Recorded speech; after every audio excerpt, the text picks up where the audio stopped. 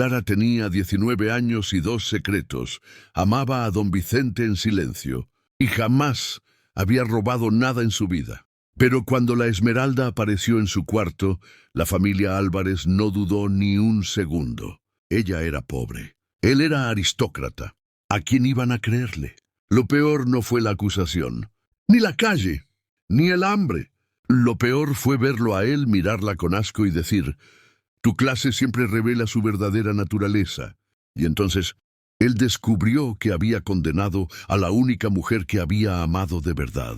Pero la Esmeralda nunca estuvo donde todos creyeron. Y alguien en esa casa sabía la verdad.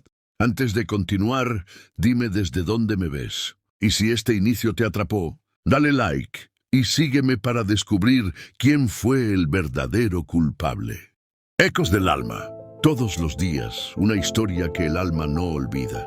El amanecer aún no había roto sobre las colinas de Toledo cuando Lucía Santa Cruz ya estaba de rodillas en los jardines de la mansión Mendoza y Álvarez. Tenía 19 años, manos enrojecidas por el agua fría y el jabón áspero, y un corazón que latía con un secreto que nunca podría confesar. Había llegado a esa casa a los 14 años, huérfana desde los 12, sin más familia que la memoria de una madre que tosió sangre, hasta morir en un hospital para pobres.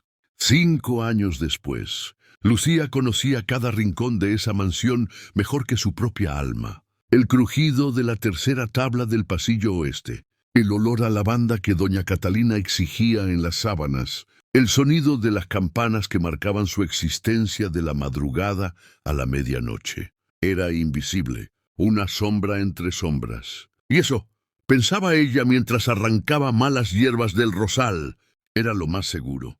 «Lucía, el café. Don Nicolás lo está esperando».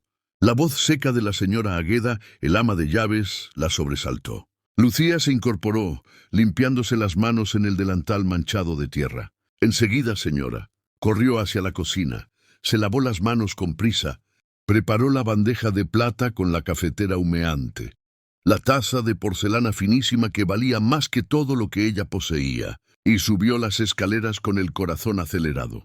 Don Nicolás de Mendoza y Álvarez estaba en la biblioteca como todas las mañanas. 25 años, recién graduado en leyes por la Universidad de Salamanca, heredero de una fortuna que Lucía no podía ni imaginar. Cabello oscuro peinado hacia atrás, ojos grises que raramente miraban a la servidumbre, traje de corte impecable. Lucía entró con la vista baja como le habían enseñado. «El café, don Nicolás. Déjalo en la mesa». Su voz era distante, cortés, pero indiferente. Lucía obedeció, con manos que temblaban ligeramente. Al girarse para salir, él levantó la vista de sus papeles. «Espera». Lucía se detuvo, con el estómago en un puño. «¿Señor?» «El azúcar». «Olvidaste el azúcar». El calor de la vergüenza le subió al rostro. «Perdone, don Nicolás. Voy enseguida a...» «No importa». Volvió a sus documentos. «Puedes retirarte». Lucía hizo una reverencia y salió. En el pasillo apretó los puños. Qué tonta había sido. Qué tonta era cada mañana al despertar pensando en él, imaginando conversaciones que nunca sucederían. Mundos imposibles donde alguien como don Nicolás pudiera mirar a alguien como ella y ver algo más que una criada olvidadiza. Esa noche, en su cuartito bajo el tejado, tan pequeño que apenas cabía el catre y un baúl, Lucía sacó el único lujo que se había permitido, un cuaderno gastado y un lápiz. Escribía en él desde hacía años, pensamientos que nunca diría en voz alta. Con letra temblorosa anotó: «Hoy don Nicolás me habló». Apenas 4 palabras, pero las escuché como música. Sé que es una locura. Sé que mi corazón no entiende de clases ni de imposibles. Pero no puedo dejar de pensar en él, aunque sé que él nunca pensará en mí. Cerró el cuaderno y lo escondió bajo el colchón. Mañana sería otro día igual, y pasado mañana también. Pero 3 pisos más abajo, en el comedor principal, se estaba desarrollando una escena que cambiaría todo. Doña Catalina de Mendoza, la matriarca de la familia, 52 años, espalda rígida como una vara de hierro, ojos oscuros que no perdonaban. Presidía la mesa del comedor. A su derecha, su esposo don Rodrigo, un hombre silencioso que pasaba más tiempo en Madrid que en casa. A su izquierda, sus dos hijos, Nicolás y su hermana mayor, Sofía. Doña Sofía tenía 22 años. Cabello rubio recogido en bucles elaborados y un vestido de seda verde que hacía juego con sus ojos. Era hermosa, vanidosa y estaba a punto de arruinar una vida. «Madre», dijo Sofía con voz melosa, «usarás el collar de esmeraldas en el baile del sábado». Doña Catalina tocó instintivamente el cuello desnudo. El collar de esmeraldas era una reliquia familiar, heredado de generaciones, con piedras del tamaño de nueces traídas desde Colombia hacía un siglo. Por supuesto, es la pieza apropiada para la ocasión. Sofía apretó los labios. Llevaba años pidiendo ese collar, soñando con lucirlo, pero su madre nunca se lo prestaba, nunca. «Es una lástima que nunca lo compartas», dijo con un tono que pretendía ser casual. «Sería tan hermoso en alguien más joven.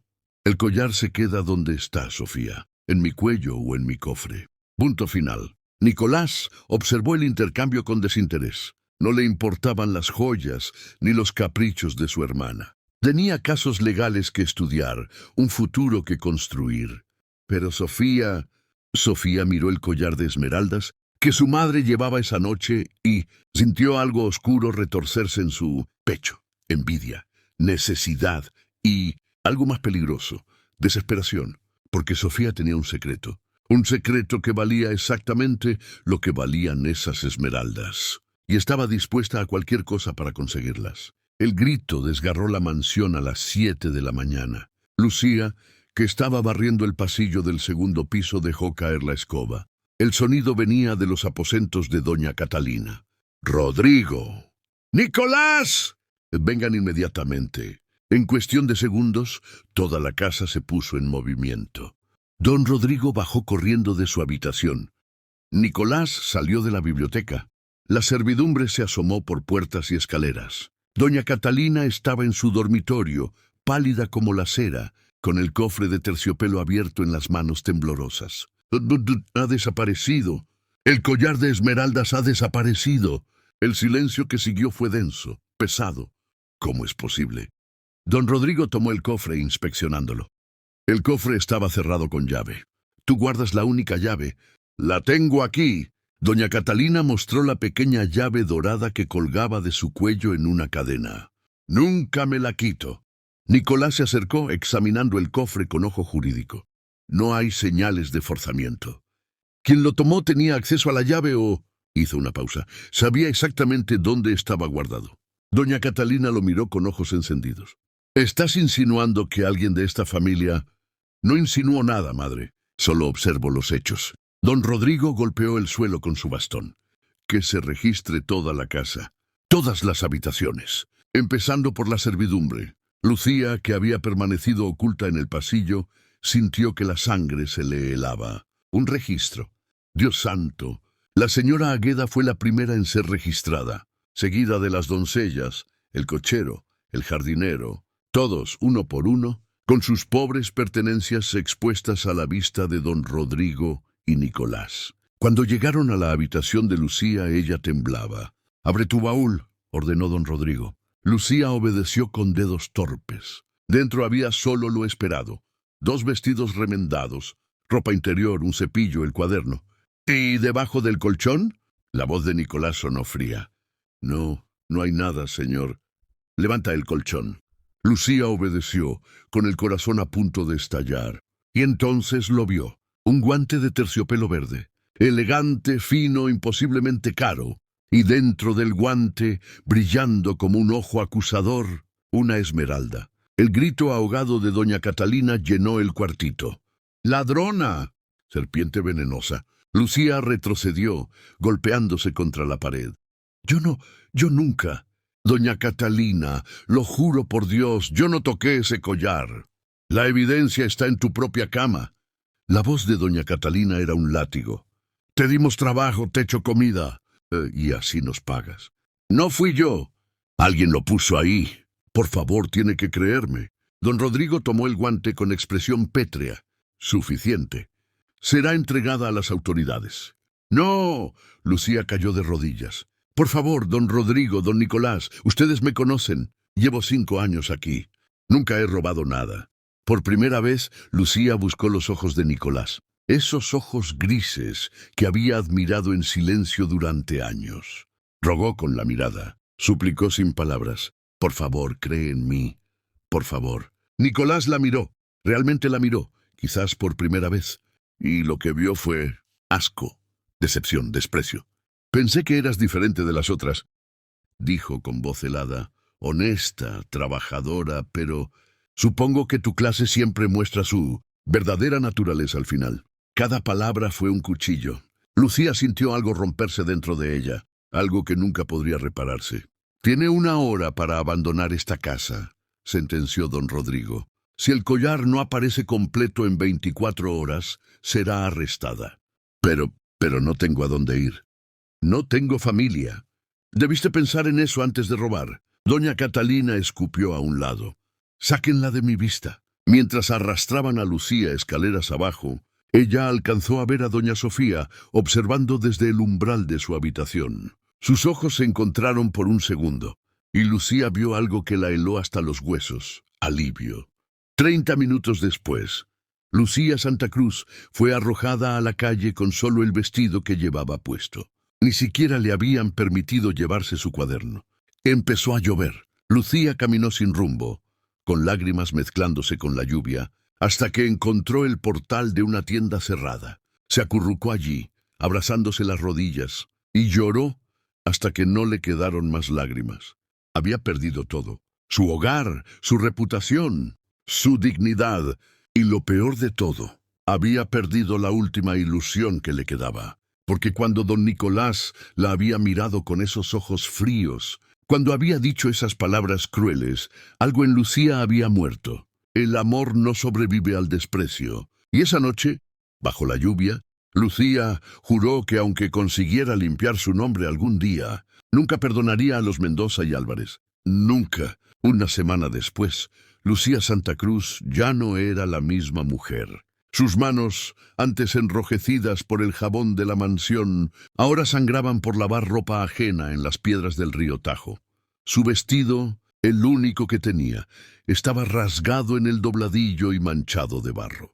Había perdido peso, sus mejillas se habían hundido, y sus ojos, esos ojos que una vez miraron a don Nicolás con adoración, ahora solo reflejaban supervivencia. Dormía en el refugio de Santa Clara, un albergue para indigentes donde 50 mujeres se apiñaban en jergones infestados de pulgas. Comía sobras cuando las había, y cada noche, antes de cerrar los ojos, se repetía las mismas palabras. Sobrevive, solo sobrevive un día más. Esa mañana de jueves, Lucía estaba en el mercado de la Plaza Mayor, cargando cestas de verduras para los vendedores a cambio de unos centavos. El sol caía implacable sobre su cabeza descubierta. Había tenido que vender su pañuelo para comprar pan, y entonces lo vio. Don Nicolás de Mendoza y Álvarez, impecable en su traje de lino claro, caminaba entre los puestos acompañado de un criado que cargaba cestas de provisiones. Se movía con esa elegancia natural de quien nunca había conocido el hambre, la desesperación, el miedo. Lucía sintió que el mundo se detenía. Instintivamente retrocedió, buscando esconderse detrás de un puesto de frutas. Pero era demasiado tarde. Sus ojos se encontraron. Durante 3 segundos interminables, Nicolás la miró. Realmente la miró, y Lucía vio pasar por su rostro una sucesión de emociones: sorpresa, reconocimiento, incomodidad. ¿Y algo más? Duda, culpa. Lucía apartó la vista primero, con las mejillas ardiendo de vergüenza. Vergüenza de su apariencia, vergüenza de su caída, vergüenza de que él la viera así. Pero Nicolás se acercó. Lucía. Su voz sonaba diferente, no fría como aquel día terrible, sino incómoda, casi humana. Lucía mantuvo la cabeza baja. Don Nicolás, ¿devolviste el collar? Las palabras fueron como un bofetón. Lucía levantó la barbilla, y aunque sus ropas eran harapos y su estómago rugía de hambre, había una dignidad feroz en su voz. No puedo devolver lo que nunca robé, don Nicolás. Nicolás frunció el ceño. Abrió la boca, la cerró. Parecía confundido. La evidencia La evidencia mintió. Lucía dio un paso adelante con los ojos brillantes de lágrimas contenidas. Pero usted nunca me preguntó mi versión. Nunca me dio la oportunidad de defenderme. Solo me condenó, porque era más fácil creer que una pobre era ladrona que cuestionarse si realmente conocía la verdad. Nicolás palideció. Lucía, yo. Si me disculpa, señor, tengo que trabajar.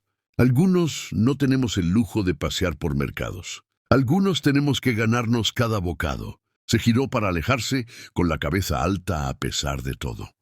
Espera. Lucía se detuvo, pero no se volvió. Escuchó el sonido de monedas cayendo sobre el suelo de piedra. Miró hacia abajo. 5 monedas de plata. Una fortuna para ella en ese momento.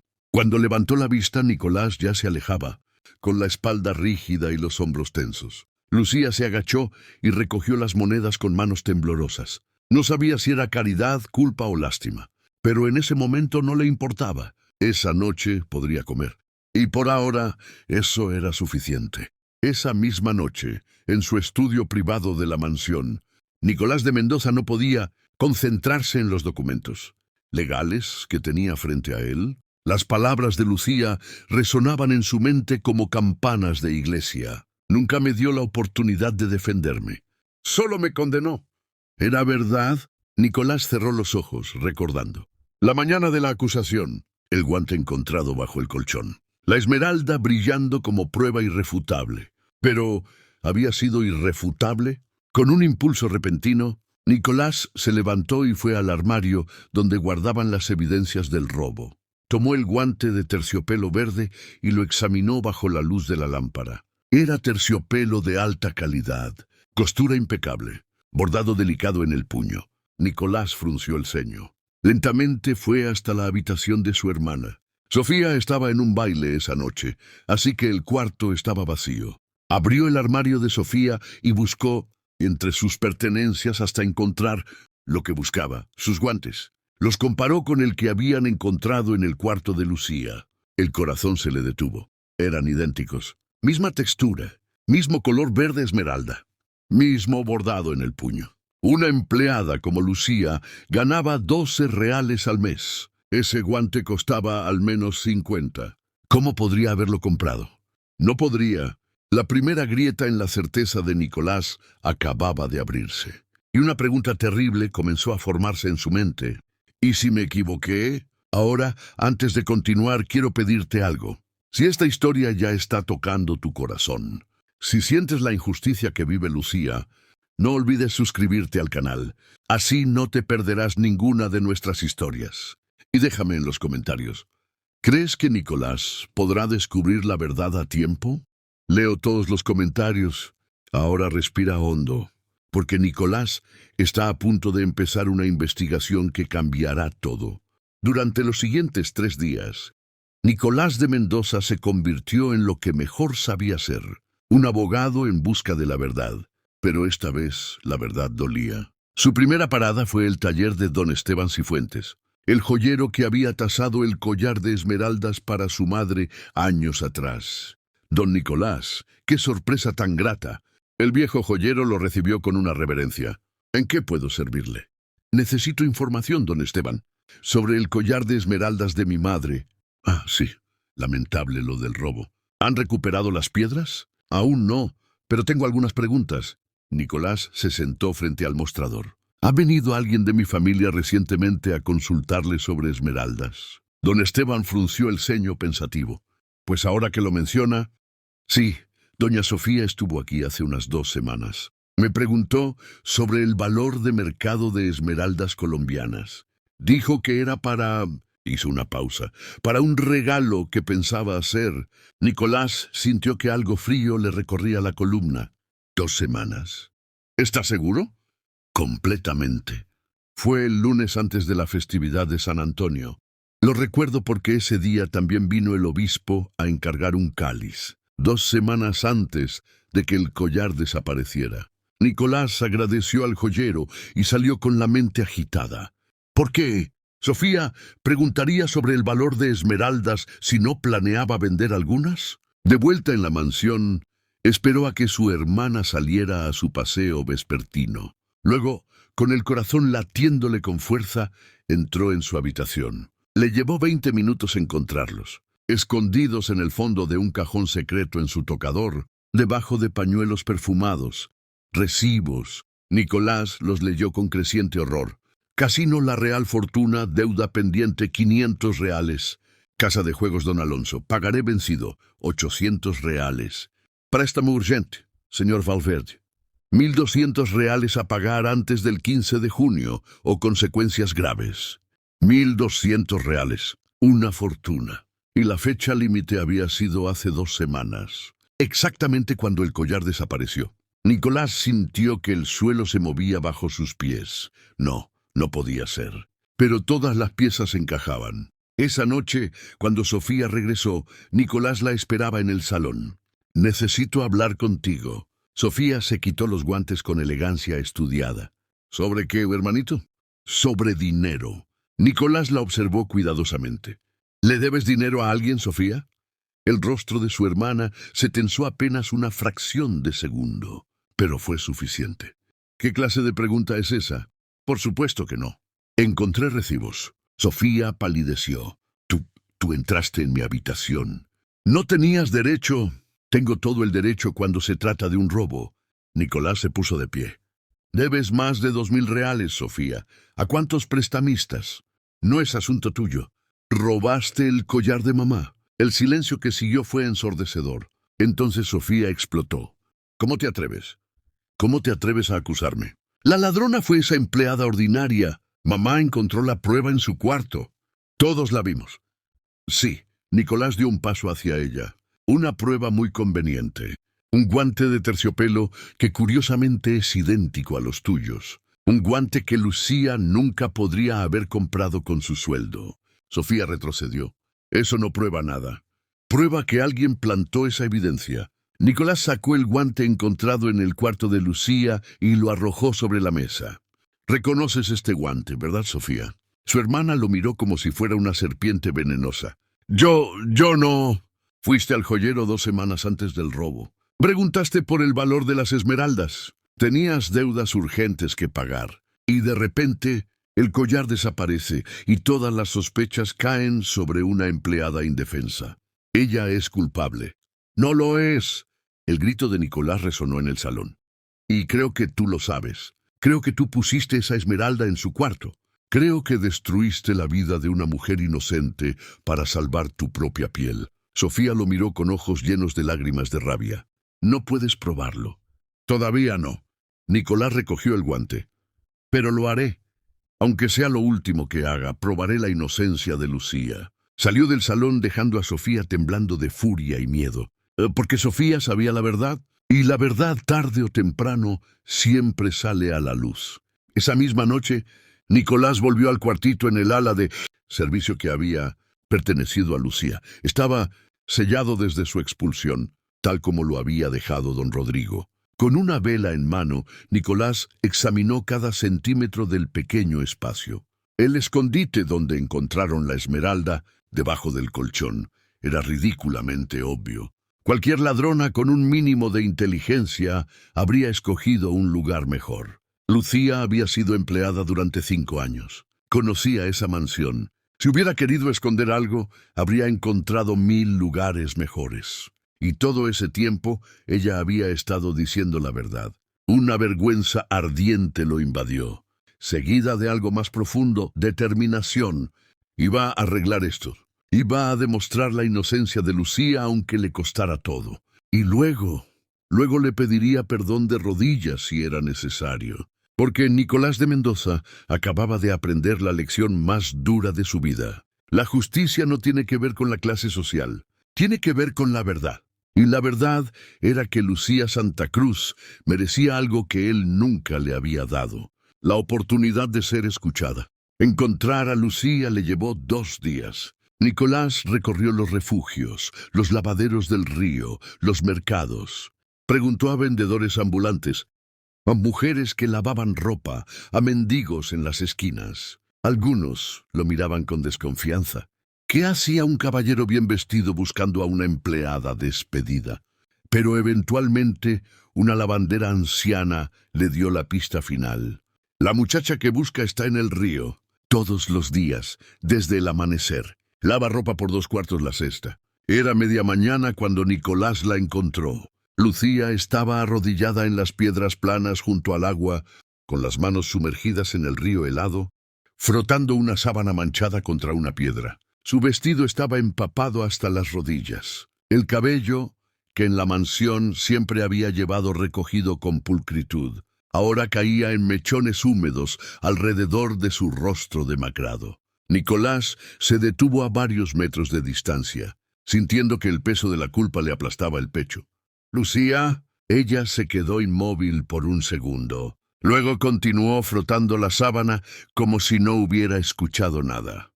«Lucía, por favor, necesito hablar contigo». «No tenemos nada de qué hablar, don Nicolás». Su voz era plana, vacía. Peor que si hubiera gritado. «Sí que lo tenemos. Necesito que me cuentes exactamente qué pasó aquel día. Todo, desde el principio». Lucía soltó una risa amarga, sin humor. «¿Ahora quiere mi versión? ¿Ahora cuando ya no tengo nada que perder? Por favor». Algo en su voz, quizás la súplica genuina, quizás la desesperación, hizo que Lucía finalmente se detuviera. Se secó las manos en el delantal y se volvió a mirarlo. Lo que Nicolás vio lo golpeó como un puñetazo. Sus ojos, antes tímidos pero llenos de vida, ahora eran pozos oscuros de agotamiento y dolor. ¿Para qué, don Nicolás? ¿Para poder dormir mejor por las noches? ¿Para aliviar su conciencia? ¿Para hacer justicia? Nicolás dio un paso hacia ella. «Creo que cometí un error terrible y necesito corregirlo». Lucía lo miró durante un largo momento. Luego, con voz cansada, comenzó a hablar. «Fue 2 días antes de que desapareciera el collar. Doña Sofía me llamó a su habitación. Dijo que necesitaba ayuda para reorganizar su armario. Yo obedecí, como siempre». Hizo una pausa, recordando. «Me pidió que bajara unas cajas del estante superior. Me demoré casi 10 minutos. Durante ese tiempo, ella estaba nerviosa, inquieta. Salió de la habitación un par de veces. ¿Y después? Después me dijo que podía irme. Esa misma noche, noté que mi cuarto había sido revuelto, como si alguien hubiera buscado algo, o hubiera dejado algo». Nicolás sintió que la rabia crecía en su interior. No rabia contra Lucía, rabia contra sí mismo, contra su hermana, contra su propia ceguera. «¿Por qué no dijiste esto en el momento de la acusación?» Lucía lo miró con algo que podría haber sido lástima. «Lo dije, don Nicolás. Se lo dije a su padre, a su madre, a usted». Su voz se quebró ligeramente. «Les dije que revisaran la habitación de doña Sofía. Les dije que ella había estado en mi cuarto. Les supliqué que me creyeran. Pero usted miró a una empleada sucia y pobre, y luego miró a su hermana elegante y educada y decidió a quién creer». Lucía se puso de pie. «La palabra de una Mendoza contra la palabra de una Santa Cruz. Nunca tuve oportunidad». Nicolás cerró los ojos, sintiendo el peso aplastante de la verdad. «Tienes razón. Y lo siento. Dios, Lucía, lo siento tanto. Sus disculpas no me devuelven mi hogar. No me devuelven mi reputación. No me devuelven las noches que pasé con hambre y frío». Las lágrimas corrían por las mejillas de Lucía, pero su voz era firme. «No me devuelven la dignidad que ustedes me arrancaron». «Lo sé». Nicolás dio otro paso hacia ella. «Pero puedo darte algo más. Puedo darte justicia. Voy a probar tu inocencia, Lucía. Voy a hacer que todos sepan la verdad». «¿Y por qué?» Lucía lo miró a los ojos. «¿Por qué ahora me ayuda?» Nicolás tragó saliva. Había 1000 respuestas para esa pregunta. Porque era lo correcto. Porque era abogado y creía en la justicia. Porque era su deber. Pero la verdad era más simple y más complicada. Porque cometí una injusticia terrible contra ti. Y necesito enmendarla». Hizo una pausa. «Juro por la memoria de mi padre que probaré tu inocencia. Lucía, te devolveré tu nombre aunque me cueste todo». Lucía lo observó durante un largo momento. Había tanto dolor en esos ojos, tanto cansancio, pero también había algo más, una chispa minúscula de esperanza. Esperanza que ella intentaba desesperadamente sofocar, porque la esperanza dolía más que la resignación. «¿Y si no puede probarlo?», preguntó en voz baja. «Lo probaré».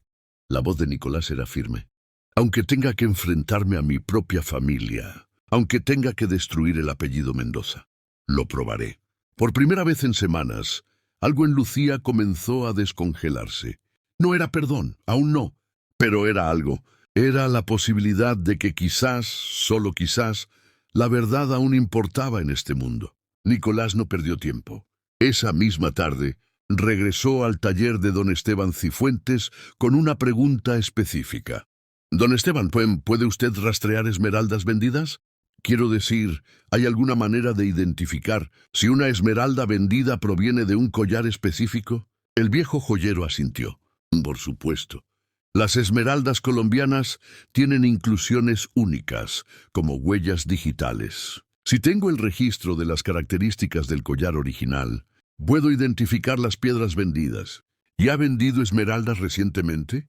¿De origen cuestionable? Don Esteban se puso tenso. Don Nicolás, usted sabe que soy un hombre honesto. No lo estoy acusando de nada, don Esteban. Solo necesito saber la verdad, y le prometo que no habrá consecuencias para usted.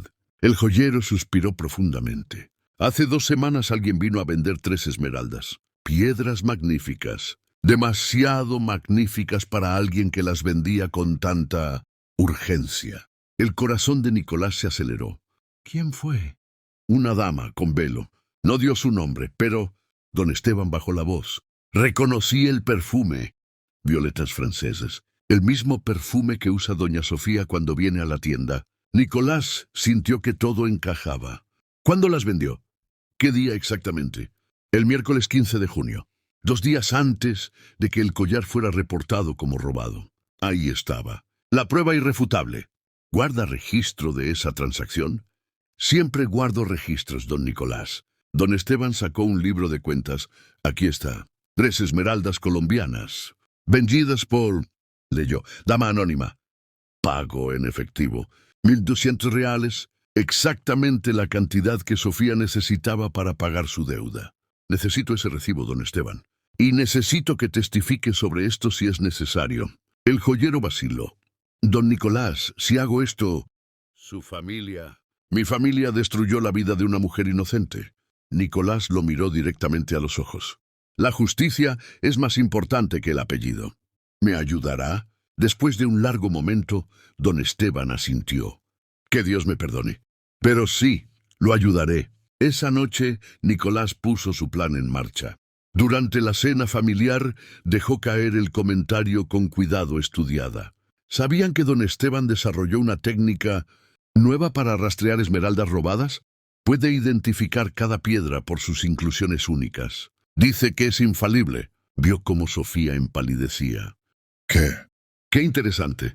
Sí, de hecho, está revisando todas las esmeraldas vendidas en las últimas semanas, para ayudar a la policía a recuperar joyas robadas. La mano de Sofía temblaba tanto que dejó caer el tenedor. Nadie más lo notó, pero Nicolás sí. ¿Te encuentras bien, hermana? Perfectamente. Pero su voz era tensa. Solo estoy cansada. Después de la cena, Nicolás se posicionó estratégicamente en la biblioteca, con vista a la entrada principal de la mansión. Y esperó. No tuvo que esperar mucho. A las 10 de la noche vio a Sofía salir de la casa envuelta en una capa, caminando con prisa nerviosa. Nicolás la siguió en silencio manteniendo distancia. Sofía fue directamente al taller de don Esteban. Incluso a esa hora, el joyero, advertido por Nicolás, estaba esperando. Desde las sombras, Nicolás observó cómo su hermana entraba en la tienda. 5 minutos después, Sofía salía con el rostro descompuesto. Nicolás entró inmediatamente. ¿Y bien? Don Esteban asintió gravemente. Intentó recomprar las 3 esmeraldas. Ofreció el doble de lo que pagué, pero ya las vendí a un coleccionista de Madrid. ¿Lo admitió? ¿Admitió que ella las vendió? No con palabras. Pero su desesperación lo decía todo. Don Esteban le entregó un papel. Y tengo esto, el recibo original de la venta, con la fecha y la descripción de las piedras. Y mi testimonio jurado de que una mujer con el perfume de doña Sofía fue quien las vendió. Nicolás tomó el recibo con manos temblorosas. Lo tenía la prueba. Sofía había vendido las esmeraldas 2 días antes de que el collar fuera reportado como robado. Eso significaba que el robo fue premeditado, que la escena en el cuarto de Lucía fue montada, que Lucía había sido inocente todo este tiempo. Y Nicolás la había condenado sin siquiera escucharla. Apretó el recibo en su mano. Mañana reuniría a su familia y les mostraría la verdad, aunque eso significara destruir a su propia hermana, porque había aprendido algo en estas últimas semanas. La verdad no se negocia, y la justicia no tiene precio. Lucía Santa Cruz merecía su nombre de vuelta, y Nicolás de Mendoza se lo devolvería, aunque le costara todo. Nicolás está a punto de enfrentarse a su propia familia para defender a Lucía. ¿Crees que ella podrá perdonarlo algún día? Quiero leer tu opinión en los comentarios. Más del 90% de quienes ven esta historia aún no están suscritos. Suscribirte es totalmente gratis, pero para este canal hace una diferencia enorme y nos permite seguir trayendo historias así. Si te está gustando, deja tu like y suscríbete ahora para no perderte el desenlace. La mañana siguiente, Nicolás convocó a toda la familia en el salón principal. Doña Catalina entró con expresión irritada, don Rodrigo con su habitual indiferencia, y Sofía entró pálida, con ojeras profundas, las manos retorciéndose nerviosamente. «Esto es muy temprano para reuniones, Nicolás», se quejó doña Catalina. «¿Qué es tan urgente?» Nicolás estaba de pie junto a la ventana, dándoles la espalda. Se volvió lentamente, y en su rostro había una expresión que ninguno de ellos había visto antes. «Furia contenida. Es sobre el collar de esmeraldas, madre. Y sobre la verdad». Sofía se puso rígida. «Ya sabemos la verdad. Esa empleada ladrona, Lucía Santa Cruz, es inocente». El grito de Nicolás resonó en el salón. El silencio que siguió fue absoluto. Don Rodrigo se inclinó hacia adelante. «Nicolás, ¿qué estás diciendo?» «Estoy diciendo que condenamos a una mujer inocente, que destruimos su vida basándonos en evidencia falsa, y que la verdadera ladrona está en esta habitación». Doña Catalina se puso de pie, indignada. «¿Cómo te atreves?» «Siéntese, madre». Nicolás nunca le había gritado así. «Y escuche, por una vez en su vida, escuche antes de juzgar». Caminó hacia la mesa y extendió varios documentos. «Esto», señaló el primer papel, «es el guante de terciopelo encontrado en el cuarto de Lucía. Terciopelo fino, bordado a mano, que cuesta 50 reales. Lucía ganaba 12 reales al mes. Explíqueme cómo podría haberlo comprado». Nadie respondió. «Esto», señaló el segundo papel, «son recibos de deudas de juego, deudas por más de 2.000 reales. A nombre de Sofía». Doña Catalina jadeó. «Sofía, ¿qué es esto?» Sofía abrió la boca, pero no salió ningún sonido. «¿Y esto?» Nicolás tomó el tercer papel con furia contenida. «Es un recibo del joyero don Esteban Cifuentes. Confirma que una mujer con el perfume característico de Sofía vendió 3 esmeraldas colombianas el 15 de junio, 2 días antes de que el collar fuera reportado como robado». El documento cayó sobre la mesa como una sentencia. ¿Sabes lo que eso significa, Sofía? Significa que robaste el collar, vendiste las esmeraldas para pagar tus deudas de juego y luego plantaste evidencia falsa en el cuarto de una empleada inocente para culparla a ella.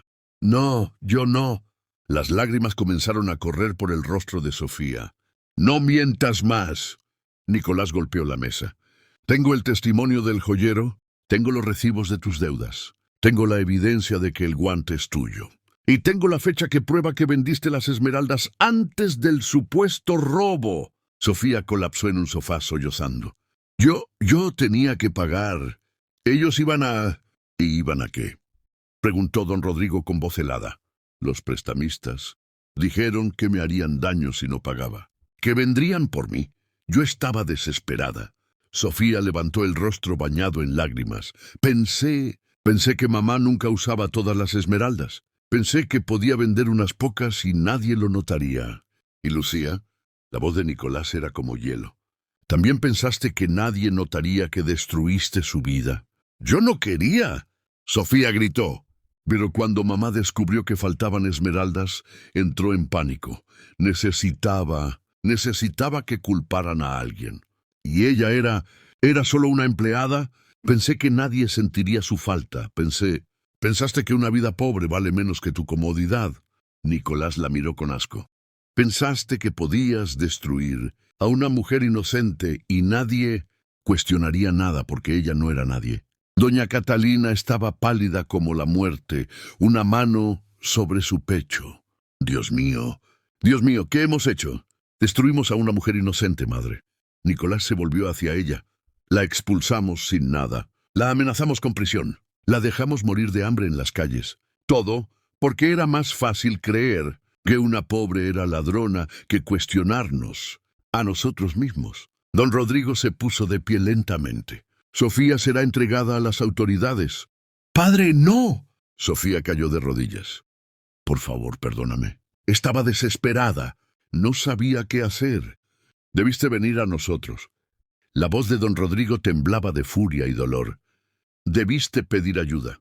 Pero en lugar de eso, arruinaste la vida de una inocente para salvar la tuya. Doña Catalina se dejó caer en una silla, con lágrimas corriendo por sus mejillas.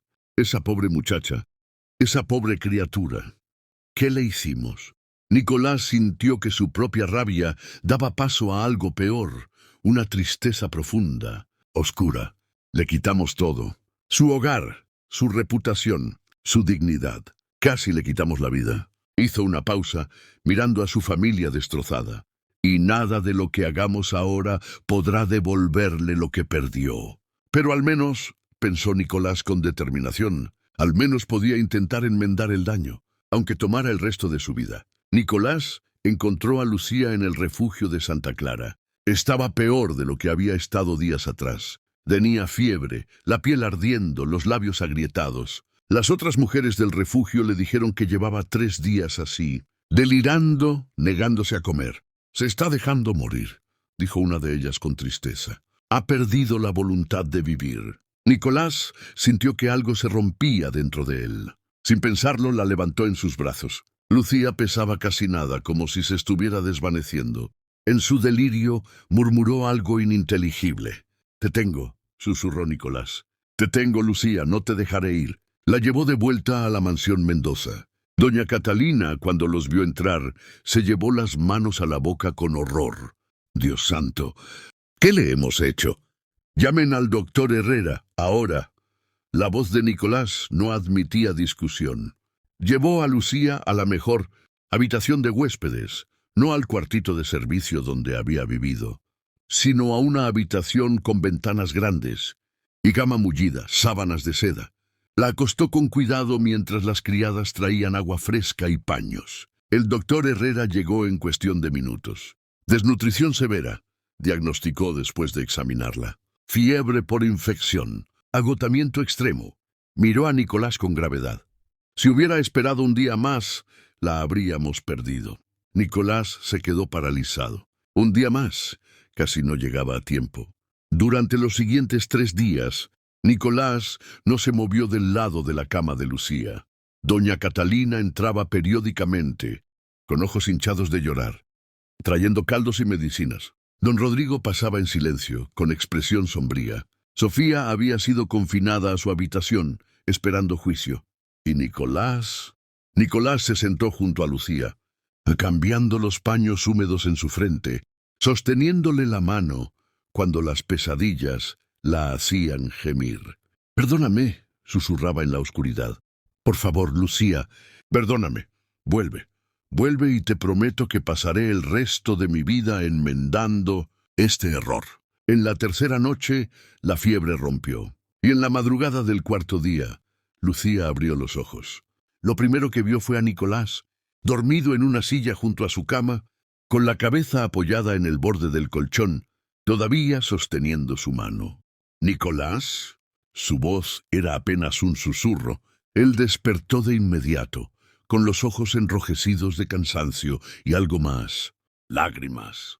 «Lucía, gracias a Dios». Su voz se quebró. «Pensé que te perdía». Lucía intentó sentarse, pero estaba demasiado débil. Miró alrededor confundida. «¿Dónde? ¿Dónde estoy? ¿En la mansión?» «En una habitación de huéspedes». Nicolás le ayudó a incorporarse suavemente, acomodando almohadas detrás de ella. Has estado muy enferma. 3 días con fiebre. Los recuerdos comenzaron a volver. El refugio, el frío, la desesperanza.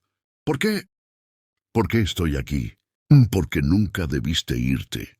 Nicolás tomó su mano entre las suyas. Porque cometimos una injusticia terrible contigo. Porque tú eras inocente y nosotros te destruimos. En ese momento la puerta se abrió. Doña Catalina entró, y al ver a Lucía despierta, se llevó una mano temblorosa a los labios. Detrás de ella, don Rodrigo observaba con expresión grave. Doña Catalina se acercó lentamente a la cama. Y entonces, para asombro de Lucía, la orgullosa matriarca cayó de rodillas junto al lecho.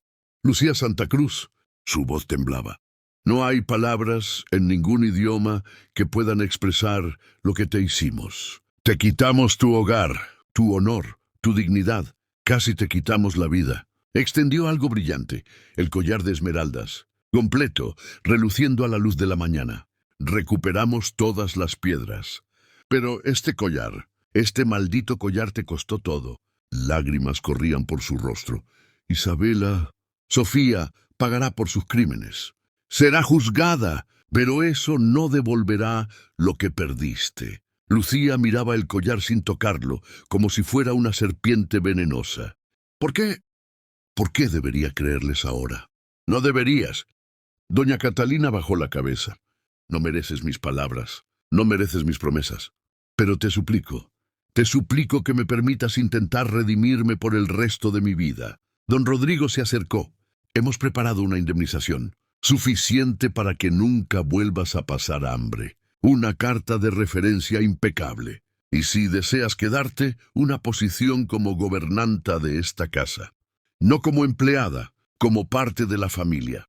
Lucía los miró a todos. A doña Catalina arrodillada. A don Rodrigo cabizbajo.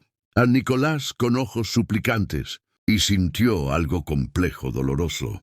No era perdón, aún no. El perdón no se otorga en un día. Pero era el inicio de algo. Un camino largo, difícil, hacia la sanación. Necesito tiempo, susurró finalmente. Necesito pensar. Todo el tiempo del mundo, prometió Nicolás. No te presionaremos, solo quédate hasta que te recuperes. Por favor. Lucía cerró los ojos agotada y asintió levemente. Era un comienzo muy pequeño, pero era algo. 2 meses después, Lucía Santa Cruz se miraba en el espejo de su nueva habitación, no la de huéspedes, sino una propia con muebles elegantes y cortinas de encaje, y apenas se reconocía. Había recuperado peso. Su piel había vuelto a su color saludable. El cabello brillaba, recogido en un moño elegante. Vestía un traje sencillo, pero de buena tela, digno de una gobernanta, porque eso era ahora, gobernanta de la mansión Mendoza y Álvarez. Doña Catalina había cumplido cada promesa. La indemnización estaba en el banco bajo su nombre. La carta de referencia era impecable. Y su nueva posición venía con respeto, con voz, con autoridad. Pero las heridas seguían ahí. Lucía había aceptado quedarse por razones prácticas. Necesitaba recuperarse. Necesitaba estabilidad. Necesitaba tiempo para decidir qué hacer con su vida. Pero cada vez que caminaba por los pasillos de esa mansión, recordaba el día que la arrastraron escaleras abajo. Recordaba las palabras crueles de Nicolás. Recordaba el frío de las calles. Y el perdón. El perdón era algo que aún no podía dar.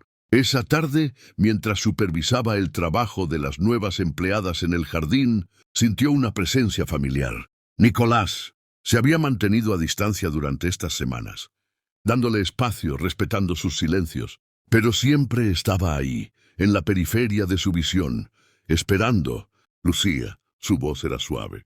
¿Tienes un momento? Ella asintió sin mirarlo. ¿Qué necesitas, don Nicolás? Necesito.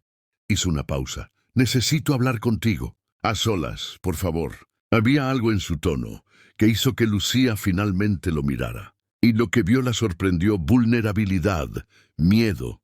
Está bien.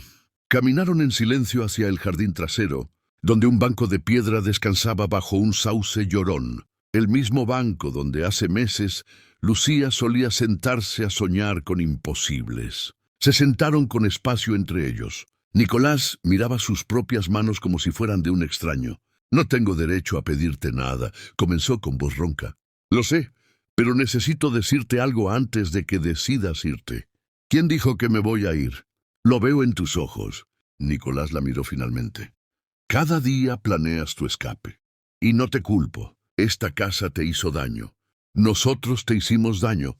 Luciano lo negó. «¿Qué querías decirme?» Nicolás respiró profundo. «Que te juzgué sin conocerte. Que dejé que mi arrogancia de clase me cegara. Que cuando te vi en esa calle destruida, hambrienta, algo dentro de mí se rompió de una manera que nunca podrá repararse». Hizo una pausa con la voz temblando. «Y que en algún momento, entre buscar la verdad y cuidarte mientras estabas enferma, entre verte recuperar la fuerza y ver la dignidad que nunca perdiste, a pesar de todo, me di cuenta de algo». Lucía sintió que su corazón comenzaba a latir más rápido. «¿De qué te diste cuenta?» «De que te amo». Las palabras cayeron entre ellos como piedras en agua quieta. Lucía se puso de pie bruscamente, con los ojos encendidos. «¿Cómo te atreves?» Su voz temblaba de furia. «¿Cómo te atreves a decir eso ahora, después de todo?» Nicolás se quedó sentado con la cabeza baja. «Lo sé, es cruel. Es injusto. No merezco ni que me escuches, pero no puedo dejarte partir sin que sepas la verdad». La miró con ojos brillantes. «No espero que me perdones. No espero que sientas lo mismo, solo necesitaba que lo supieras». Lucía sintió que las lágrimas comenzaban a correr por sus mejillas. «Lucía, tú lo mataste». Las palabras eran como cuchillos. «Cuando elegiste tu apellido sobre la verdad, cuando decidiste que mi vida valía menos que tu comodidad, mataste ese amor». Nicolás se puso de pie, con lágrimas corriendo por su rostro. «Entonces déjame morir con él, porque no puedo vivir sabiendo lo que te hice. No puedo despertar cada mañana viendo tu rostro y sabiendo que destruí la única cosa que valía la pena en mi vida». Lucía lo miró, viendo por primera vez el dolor real en sus ojos. Un dolor que rivalizaba con el suyo. «No te pido que me ames», continuó Nicolás. «No te pido que me perdones. Solo te pido que sepas que cambiaría todo si pudiera. Que daría mi fortuna, mi apellido, mi propia vida si eso pudiera borrar lo que te hice». Lucía cerró los ojos, sintiendo el peso de todo lo no dicho entre ellos. «Necesito irme», susurró finalmente. «Necesito salir de esta casa. Construir algo mío, algo que nadie pueda quitarme». «Lo entiendo». Nicolás dio un paso atrás. «Y cuando te vayas, llevarás mi corazón contigo, aunque no lo quieras». Lucía lo miró una última vez, y sin decir nada más, se alejó, dejando a Nicolás solo bajo el sauce llorón, con el corazón roto y la certeza de que había perdido lo único que realmente importaba. El Ateneo de Toledo estaba lleno hasta el tope. En el estrado, un abogado joven defendía con pasión a una mujer acusada de robo. Una empleada doméstica que juraba su inocencia mientras su patrón la acusaba de haber robado joyas. «Miren la evidencia», gritaba el abogado sosteniendo en alto unos documentos. «Un guante caro que esta mujer nunca podría comprar, plantado en su cuarto para incriminarla. ¿Les suena familiar esta táctica?» En la galería, entre el público, una mujer de vestido sobrio pero elegante observaba con atención. Lucía Santa Cruz ya no era la empleada destruida ni la gobernanta reconstruida. Era otra cosa, una mujer independiente, con su propia casa, su propio negocio de costura que prosperaba en el barrio comercial, su propia vida, y había venido a este juicio porque la historia le resultaba dolorosamente familiar. Vio cómo el abogado demolía la acusación pieza por pieza, cómo demostraba que la verdadera ladrona era la hija de la familia, cómo exigía justicia para la inocente. Y cuando el juez declaró a la mujer inocente, Lucía sintió algo cálido en el pecho, algo parecido a la esperanza. El abogado era Nicolás de Mendoza, pero no el mismo Nicolás que ella había conocido. Este hombre tenía algo diferente en los ojos, algo más profundo, más humano. Cuando el tribunal se vació, Lucía se quedó sentada, y Nicolás, recogiendo sus documentos, la vio. Se quedó paralizado. «Lucía», ella no huyó, no apartó la mirada. Solo lo observó con esos ojos oscuros que él había visto en sus sueños cada noche del último año. —¿Viniste? —dijo Nicolás con voz temblorosa. —¿Vine? Lucía se puso de pie y bajó de la galería. Vine a ver si realmente habías cambiado, o si seguías siendo el mismo hombre que me condenó. Nicolás bajó la cabeza. —¿Y qué concluiste? Lucía lo estudió durante un largo momento. Vio las ojeras permanentes bajo sus ojos, el traje menos elegante, las manos callosas de quien trabaja con pasión, no con privilegio. —Que las personas pueden cambiar —dijo finalmente—, que las heridas pueden cicatrizar, que el perdón... Hizo una pausa. Que el perdón tal vez sea posible. Nicolás levantó la mirada con esperanza mezclada con miedo. ¿Y el amor? Lucía sintió que algo se movía en su pecho, algo que había estado congelado durante un año entero. El amor antiguo murió. Lo matamos juntos, tú con tu crueldad, yo con mi orgullo herido. Dio un paso hacia él. Pero quizás algo nuevo pueda nacer, despacio, con tiempo, con pruebas de que realmente eres diferente. Tengo el resto de mi vida para probarlo. Nicolás extendió una mano temblorosa. Si me lo permites. Lucía miró la mano extendida. Un año atrás habría escupido sobre ella. 6 meses atrás la habría ignorado. Pero hoy tomó esa mano. Entonces puedes comenzar invitándome a tomar té, dijo con el fantasma de una sonrisa, pero como igual, Nicolás, no como penitencia.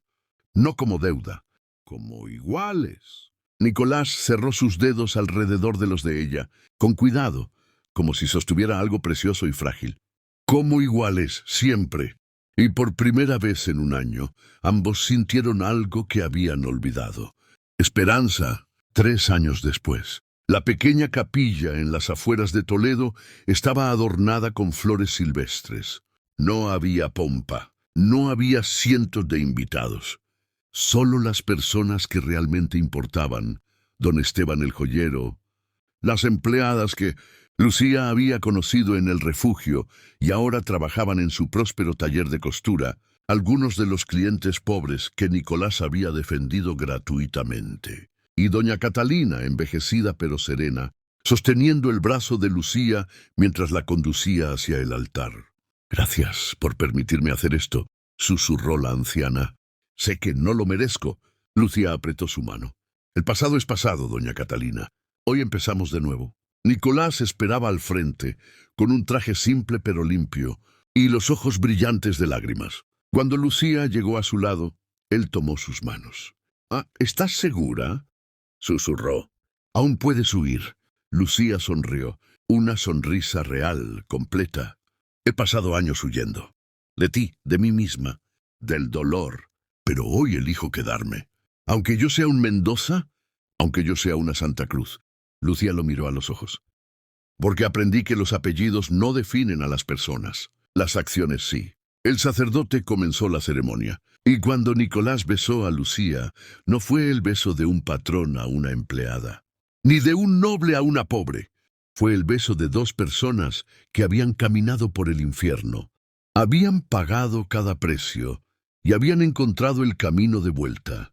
Juntos, 5 años después, doña Catalina yacía en su lecho de muerte, rodeada de almohadas de plumas. Lucía se sentó a su lado, sosteniendo su mano marchita. —¿Me perdonas? —susurró la anciana. —¿Realmente me perdonas? Lucía apretó la mano con ternura. —Ya te perdoné hace tiempo, doña Catalina. Vete en paz. ¿Cómo lo hiciste? ¿Cómo aprendiste a perdonar? Lucía sonrió con tristeza. Porque guardar el odio me estaba matando más que lo que tú me hiciste. Perdonar no fue un regalo para ti. Fue un regalo para mí misma. Doña Catalina cerró los ojos, con lágrimas corriendo por sus mejillas hundidas. Gracias. Gracias, hija mía. Y con esas palabras exhaló su último suspiro. 2 días después, Lucía y Nicolás estaban de pie frente a la tumba de doña Catalina en el cementerio familiar de los Mendoza. Lucía colocó flores frescas sobre la tierra recién removida. —¿Crees que encontró paz? —preguntó. Nicolás la rodeó con su brazo. —Creo que pagó su precio, como todos nosotros. ¿Y nosotros? Lucía se apoyó contra él.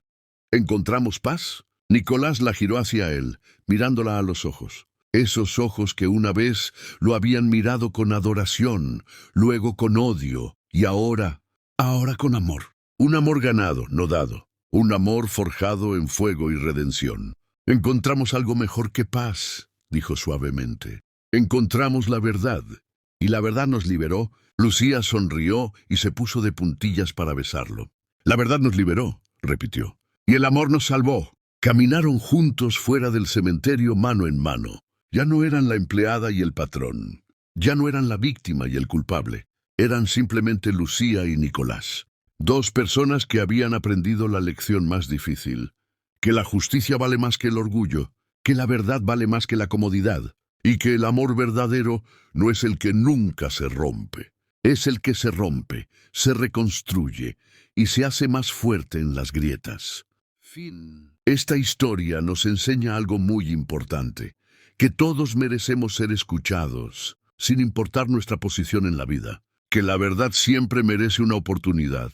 Lucía tuvo que ser increíblemente valiente para perdonar, ¿verdad? Me encantaría saber tu opinión. ¿Habrías podido perdonar como ella lo hizo? ¿O crees que algunas heridas son demasiado profundas? Déjamelo en los comentarios, los leo todos. Y si esta historia tocó tu corazón, no olvides darle like y suscribirte al canal para no perderte nuestras próximas historias. Cada semana traemos historias que te harán sentir, pensar y soñar. Nos vemos en la próxima historia. Hasta pronto. Hasta mañana. Cuéntame desde dónde me estás viendo y sígueme para recibir nuevas historias todos los días.